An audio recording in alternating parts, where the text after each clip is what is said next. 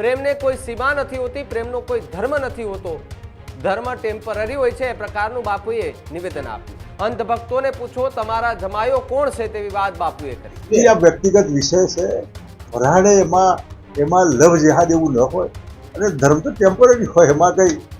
અને તમે ભાજપનો સવાલ કરતો હોય તો ભાજપ પરના મોટા હિન્દુ બ્રાન્ડેડ નેતાઓની દીકરીઓ મુસ્લિમ પણ નહીં। આખો વિડીયો જોતા પહેલા હજુ પણ અમારી ચેનલને સબસ્ક્રાઇબ નથી કરી તો યુટ્યુબ પર સબસ્ક્રાઇબ કરો અને ફેસબુક અને ઇન્સ્ટાગ્રામ પર ફોલો કરો।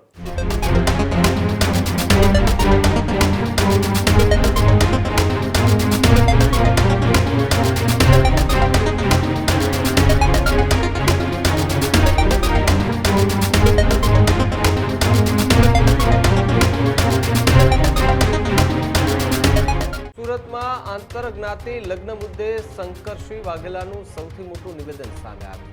લગ્ન એક વ્યક્તિગત વિષય હોવાનું શંકર બાપુ વાઘેલાએ કર્યું, તો બીજી તરફ પરાણે લવ જેહાદ જેવી વાત ન હોવી જોઈએ એવો મત પણ વ્યક્ત કર્યો। પ્રેમને કોઈ સીમા નથી હોતી, પ્રેમનો કોઈ ધર્મ નથી હોતો, ધર્મ ટેમ્પરરી હોય છે, એ પ્રકારનું બાપુએ નિવેદન આપ્યું।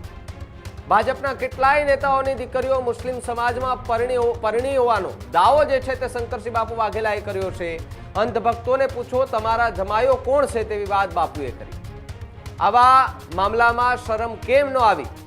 પ્રેમના મુદ્દે સમાજે એ લિબરલ જે છે તે રહેવું જોઈએ, તો બીજી તરફ પોતાના પરિવારનું ઉદાહરણ પણ શંકરસિંહ બાપુ વાઘેલાએ આપ્યું।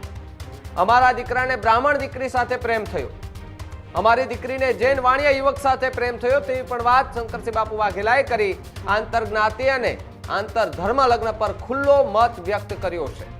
નિવેદન બાદ રાજકીય વર્તુળોમાં ચર્ચાઓ જે છે તે તેજ થતી જોવા મળી રહી છે, જ્યારે શંકરસિંહ બાપુ વાઘેલાના નિવેદનને લઈને હાલ તો રાજકીય ગરમાવો જોવા મળી રહ્યો છે।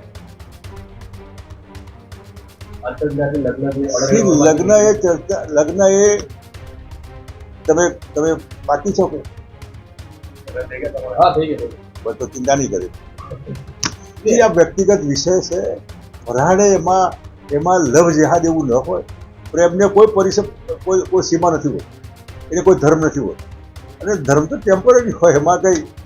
અને તમે ભાજપનો સવાલ કરતો હોય તો ભાજપ પરના મોટા હિન્દુ બ્રાન્ડેડ નેતાઓની દીકરીઓ મુસ્લિમ પણ નહીં।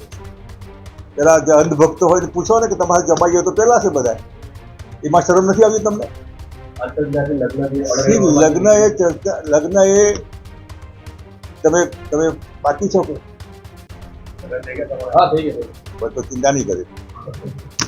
આ વ્યક્તિગત વિષય છે, વરાણે એમાં લવ જેહાદ એવું ન હોય, પ્રેમને કોઈ સીમા નથી હોતી, એને કોઈ ધર્મ નથી હોતો, અને ધર્મ તો ટેમ્પરરી હોય, એમાં કઈ।